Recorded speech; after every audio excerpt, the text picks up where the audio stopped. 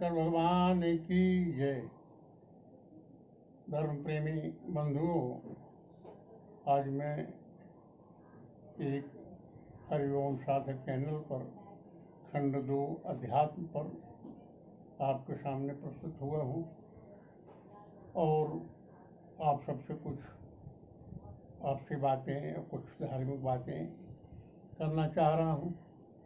जैसा कि आप लोगों से वादा कर चुका हूँ कि मैं अपने पूज्य पिता पंडित राम लखन मिश्र पंडित जी के संघर्षमय जीवन के बारे में आगे भी आप सबको बताता रहूँगा। तो वहीं से आज शुरू करता हूँ। हमारे पूज्य पिता पंडित जी राजा साहब जौनपुर के यहाँ काम कर रहे थे। कांग्रेस से राजीनामा देने के बाद वह रियासत में आम मुख्तार की हैसियत से काम कर रहे थे और बड़े इज्जत के साथ काफ़ी हार्दिक पार्टी वाले उनकी इज्जत करते थे और बड़े ही सम्मान के साथ अपना जीवन व्यतीत कर रहे थे। लेकिन नया संविधान बनने के बाद जमींदारी खत्म कर दी गई। जमींदारी नहीं रही तो जमींदार के यहाँ रहने वाले कर्मचारी कुछ सुरक्षा राजीनामा दिए, कुछ निकाले गए।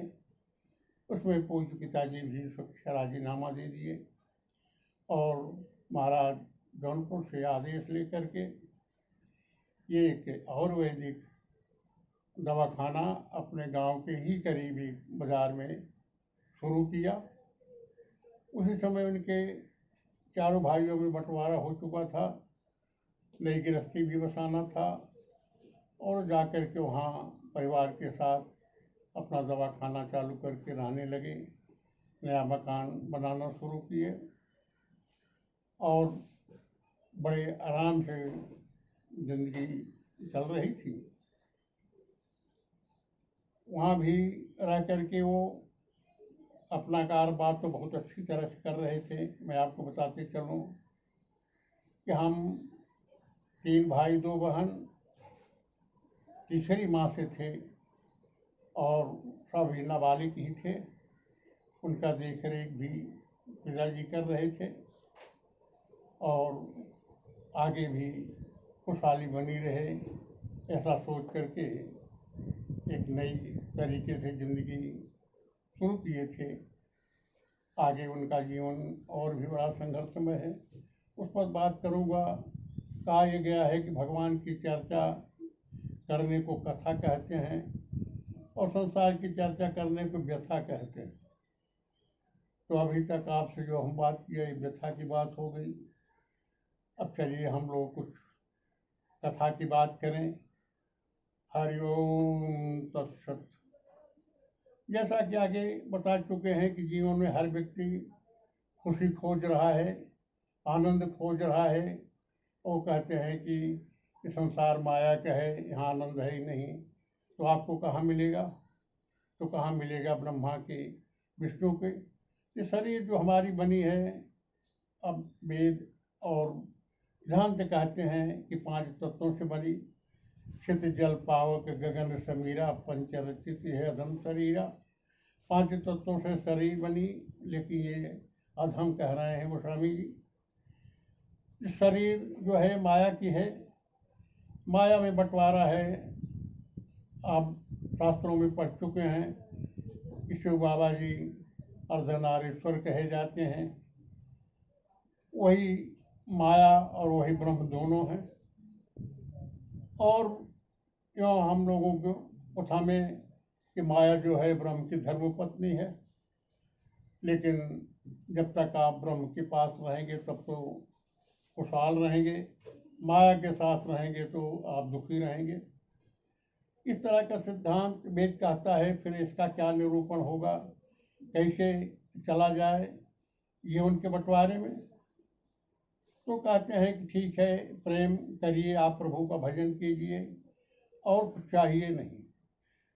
हम दिन रात मनुष्य के अंदर 3 प्रणाली काम करती है।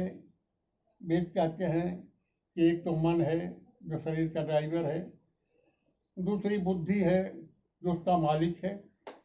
और ये दोनों सारा काम शरीर के लिए ही करते हैं, ब्रह्म के लिए नहीं, और ब्रह्म उससे अलग है।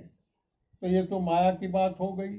अब और रह गया कि जब 3 चीज़ों से ये संसार बना, ब्रह्म, माया और जीव से, तो जीव क्या है और ब्रह्म क्या है। तो शरीर माया से बन गई, क्षति जल पावक गगन समीरा से। उसमें ईश्वर का जीव आया, जिसे आत्मा कहते हैं। क्यों कहा गया है कि ईश्वर अंश जीव अविनाशी, आत्मा ही परमात्मा का अंश है। तो उन्होंने अपना एक अंश डाला, तो बनाने वाला इसको ब्रह्म कहलाया, ये आत्मा कहलाई और वो शरीर कहलाया। शरीर हमेशा माया के लिए काम करता है, वो ब्रह्म को जानता ही नहीं है। लेकिन ब्रह्म अपना भी एक चीज शरीर में रखा हुआ है, उसका नाम है विवेक। तो कहते हैं कि यदि आपको धर्म के रास्ते चलना हो, ब्रह्म को जानना हो, तो आप विवेक का उपयोग कीजिए। लेकिन लोग मन से और बुद्धि तक का तो प्रयोग करते हैं, विवेक का प्रयोग लोग करना नहीं चाहते हैं। क्योंकि विवेक वैराग्य का नाम है। विवेक कहता है कि वैराग्य ले लो। जिसको कुछ नहीं चाहिए वह ब्रह्म को पाएगा। यहाँ लोगों की तो चाह है, पूरा संसार हमारा है, ये सब मेरे हैं। तो ब्रह्म की लड़ाई ये है कि ब्रह्म, जो चीज़ सब ब्रह्म की थी, माया उनकी थी, धर्मपत्नी है उनकी माया, और उसी के सारे सामान हैं। लेकिन आप कहते हो, शरीर कहती है कि सब मेरा है, ये मेरा बेटा है, ये मेरा धन है, मेरी दौलत है, मेरा है। और ब्रह्म के साथ ही आपका संघर्ष चल रहा है। और फिर भी आप आनंद लेना चाह रहे हो, तो आनंद कैसे मिलेगा। आनंद एक ही रास्ता है, प्रेम। कहते प्रेम करो, भक्ति करो, श्रद्धा रखो ईश्वर पर, तो आपको आनंद मिलेगा। प्रेम की परिभाषा शास्त्र कहते हैं कि प्रेम कुछ लेता नहीं है, सिर्फ देता ही देता है, लेने का नाम नहीं है। लेकिन आपको तो सब लेने के लिए चाहिए। तो अगर आपको पाना है तो आप प्रेम कर ही नहीं सकते। आप जो प्रेम कर रहे हो सब नकली है, स्वार्थी प्रेम कर रहे हो। स्वार्थ के प्रेम से आपको आनंद नहीं मिलेगा।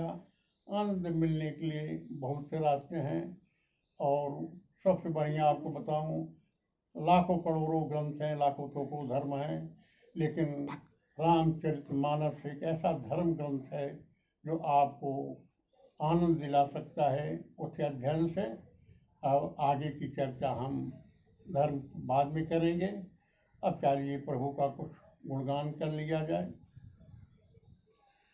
पवन पवन नाम हरि हरि बोल, मधुर मधुर नाम हरि हरि बोल। सबका प्यारा नाम हरि हरि बोल, सबका दुलारा नाम हरि हरि बोल। हरि हरि बोल, प्रभु प्रभु बोल। हर हर महादेव। चलिए एक भजन करें। मैं इस 80 साल की अवस्था में भजन कीर्तन बहुत है, लेकिन जोड़ बटोड़ करके अपने ऊपर एक भजन बना लिया हूँ, और प्रभु को अर्पण करके इस साधना क्षेत्र में चल रहा हूँ, कर रहा हूँ। वो मैं आपके सामने रखता हूँ। वो कोई मैं कवि नहीं हूँ, लेकिन उसे मैंने खुद ही जोड़ बटोड़ करके बनाया है। हरि ओम। जहाँ प्रभु ले चलो वहीं मैं चलूँगा, जहाँ प्रभु रख दोगे वहीं मैं रहूँगा। न शिकवा शिकायत न कोई है हरि जी, वही करो प्रभु जो है आपकी मर्जी। दयानाथ दयानिधि ये वृद्धावस्था, जो भी आप चाहें प्रभु कर दे व्यवस्था। कृपा मैं प्रभु से सदा मांगता हूँ, दर्श मैं प्रभु का एक बार चाहता हूँ। कृपा करो प्रभु मुझे अपना बना लो, मेरे गुनाहों को दिल से भुला लो। तब क्या होगा? हरि ओम हरि ओम, हरि ओम हरि ओम, हरि ओम हरि ओम जपता रहूँगा, भजन में प्रभु की करता रहूँगा।